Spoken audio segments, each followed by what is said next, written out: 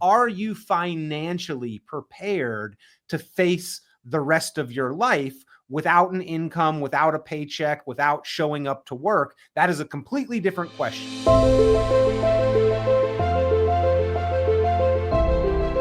Peter, good to see you. Welcome back, everyone. Today we're going to talk through the 6 questions you should ask your advisor before you retire. Now, of course, you don't necessarily need a long-term advisor. You don't need to have an established relationship with one, but you probably should have a conversation with one before you decide to hang up your hat. So the first question to ask a fiduciary advisor: am I financially ready to retire? The operative word being financially. Yeah.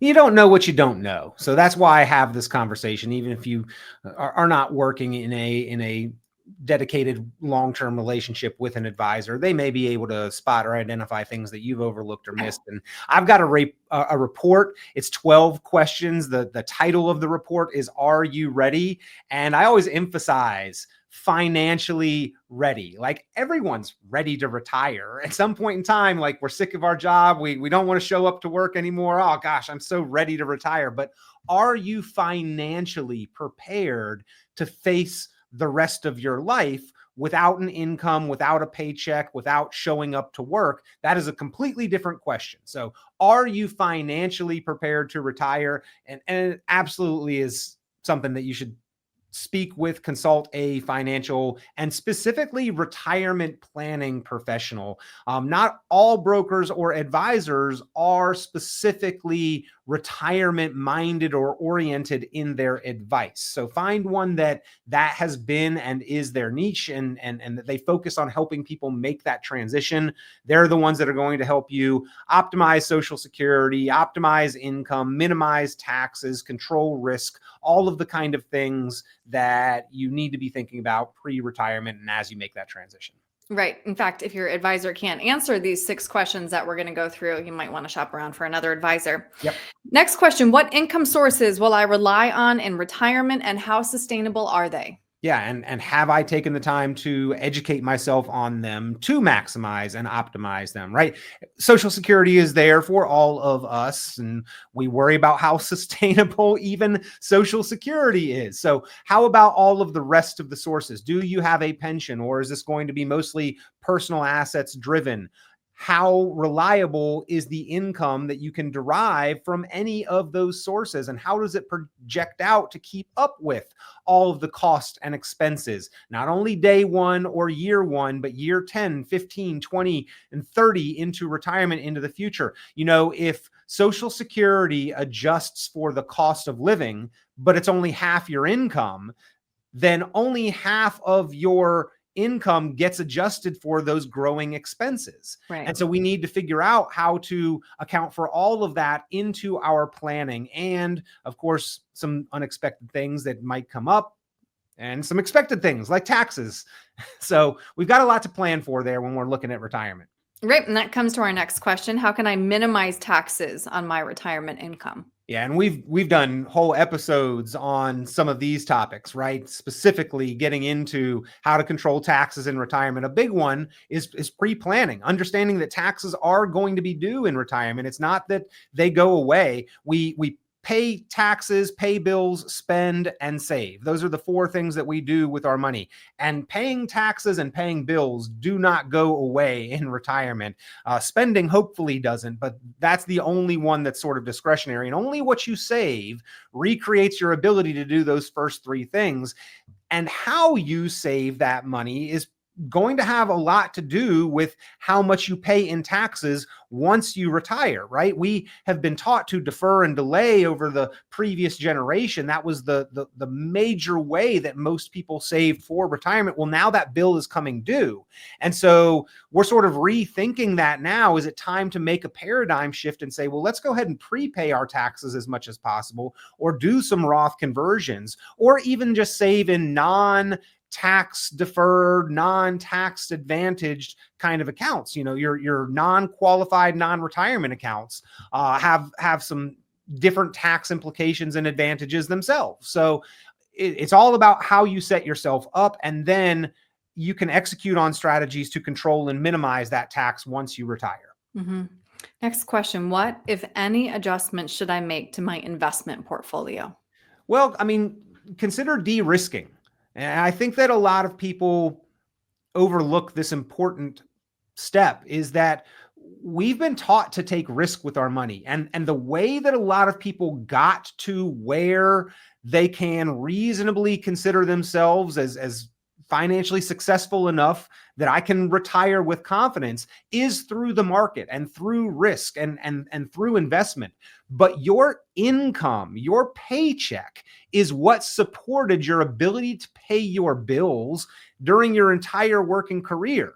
And that's not going to be there anymore. Your paycheck, your income is what supported your ability to be an investor and took advantage of dollar cost averaging during your entire career. Again, that's not going to be there anymore. And the direction of your money matters as much, if not more, than the direction of the market in many cases. And we are doing a complete 180 here. Instead of being contributors, instead of dollar cost averaging, we are net sellers of assets. We are taking income and distributions. And so the risk that got you to that point now has an opposite impact and effect on your portfolio value. If we see downturns during our working career, hey, it's an advantage. We're putting money in, we're buying on sale. If we leave our money and our assets too exposed to risk, and then we have a significant downturn in retirement, that can potentially change the entire trajectory of our retirement financial security and confidence and well-being. So it really, 5 to 10 years out from retirement, we should really start sort of taking account for how much risk do we still need and not risking too much when we've got enough or we're on track to have enough. And then once we retire, again, separating out, you specifically ask about your investment money, separating out what is the income base that is necessary, and then identifying what is left over that we can continue having an investment kind of approach and mentality to those dollars. And if we're generating income from them, we should not place a whole lot of risk on those dollars. And then this next question I feel is often missed by the DIYers. Do I have enough saved to account for inflation and other unexpected expenses? I have seen plans that project out for 30 years that somebody's going to be spending the same amount of money. Like day one of retirement, here are my expenses that I need to cover. And I can make that last for 30 years. And inflation is nowhere factored into that equation. That is a huge oversight. Like we've got our 3 largest expenses. Your largest known one is taxes. Your largest potential one is healthcare. And then the silent thief of inflation is a constant. The rate isn't constant, but it's not going to go away. And yeah, there's a great graphic on the screen here where over time, the groceries that you can afford keep disappearing with the same amount of money. That is the constrictive power of inflation, especially if you don't plan and prepare for it. And then unexpected expenses, sometimes cars blow up. Sometimes roofs need replaced, or you got a water leak in your house, or something that you didn't plan for at all hits you out of the blue.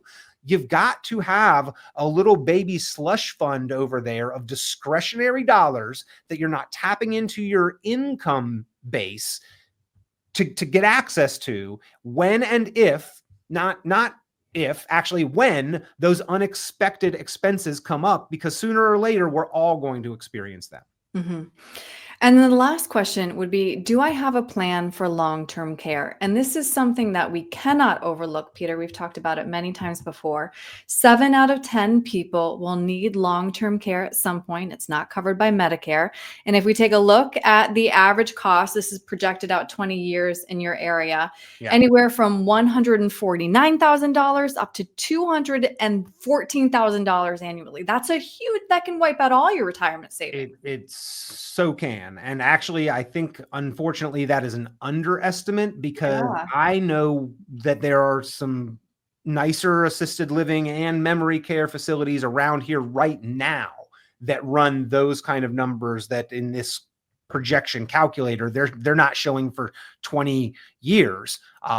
That's where some places cost right now. And I know that these are average numbers, so it takes some highs and some lows, but I still think that that particular calculator is underestimating the potential costs. The good news is that there are some very reasonable solutions to this. And a lot of people like overlook this question, kind of bury their head in the sand like the ostrich. The problem is when we bury our head in the sand, our backside is still exposed. So we need to make sure that we are addressing this issue head on, and everyone should have a plan for long-term care, the what ifs, because your children, your family, they don't want to have you become dependent on them, and you don't want to become dependent on them. The government is there as the last line of resort, but you don't want them setting your standard of care.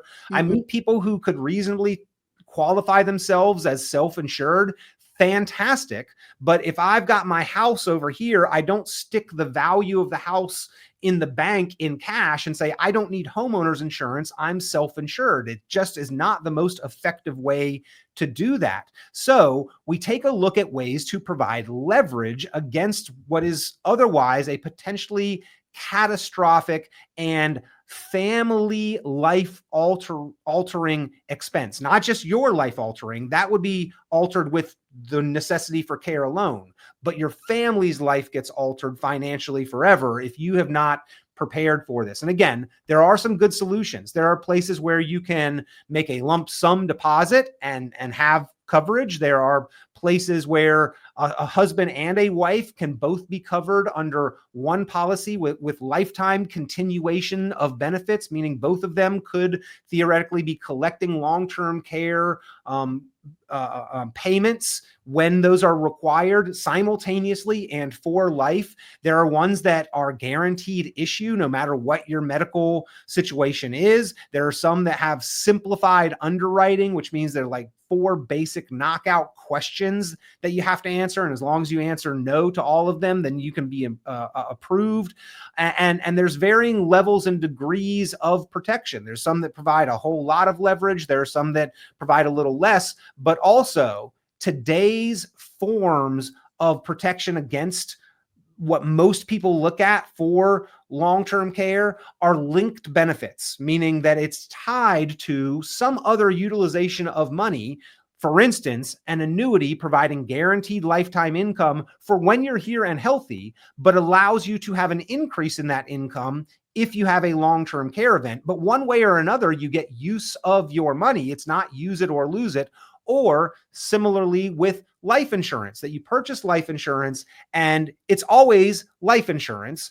But if you have a long-term care event, you can advance yourself that bucket of money to pay for your cost of care. And if you are one of the lucky ones, 3 in 10, as you said, Erin, the stats are scary. 7 in 10 of us will require some kind of long-term care. But if you don't use up all that money or don't need it at all for long-term care, it's still there. You still get a benefit from it in the form of tax-free death benefit for your beneficiaries, for your loved ones, your family. So it's not use it or lose it. The prices can't go up into the future. So this is one that's kind of a real emphasis item for me in planning, is that I think everyone should have taken the time to talk about the scary, scary costs of long-term care and then protect themselves and their family against it. Right. Which again circles back to, if your financial advisor is just talking about your investments, you need a new financial advisor. Yeah. These questions are so important to make sure that you have the retirement that you deserved. So Peter, if somebody wants to ask you these questions to see if they are ready to retire, what's the best way to reach you? Give me a call, 919-300-5886, 919-300-5886. And Erin, there is a time and a place for that kind of broker, right? Who's given people access to the market and talks about the rate of return. And that's basically the extent of what they're shooting for. Like in your 20s and 30s and 40s, that may be the bulk of the conversation that is necessary. Make sure you're saving enough and that you're getting a good rate of return. But as you move into your 50s and 60s and think seriously about that transition into retirement, there is way, way more that goes into true comprehensive planning. And you need to have those conversations. So give me a call, 919-300-5886. We do put together that optimized retirement plan for listeners to the program and viewers of the podcast. Peter, thank you. Always a pleasure, Erin. Thank you.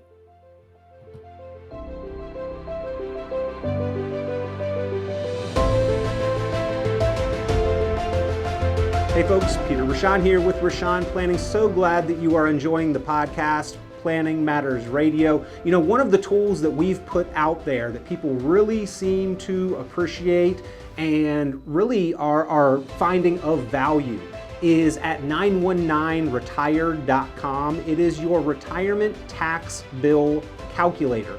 If you've got any kind of retirement account, your tax deferred 401k or IRA, this is the website, this is the resource where you can go, you can plug in your own numbers, your information, you can slide the tool calculator up and down for your tax rate or your amount of savings and see what your tax bill is likely to be if you default and defer to the IRS's plan versus what you could potentially bring that tax bill down to. A lot of times it is a very significant savings. So if you have not yet, go to the website 919retired.com, run your numbers on the retirement tax bill calculator.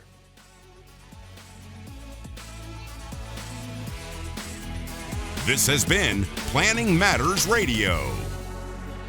The content of this radio show is provided for informational purposes only and is not a solicitation or recommendation of any investment strategy. You are encouraged to seek investment, tax, or legal advice from an independent professional advisor. Any investments and/or investment strategies mentioned involve risk, including the possible loss of principal. Advisory services offered through Brookzone Capital Management, a registered investment advisor. Fiduciary duty extends solely to investment advisory advice and does not extend to other activities such as insurance or broker-dealer services. Advisory clients are charged a quarterly fee for assets under management, while insurance products pay a commission, which may result in a conflict of interest regarding compensation.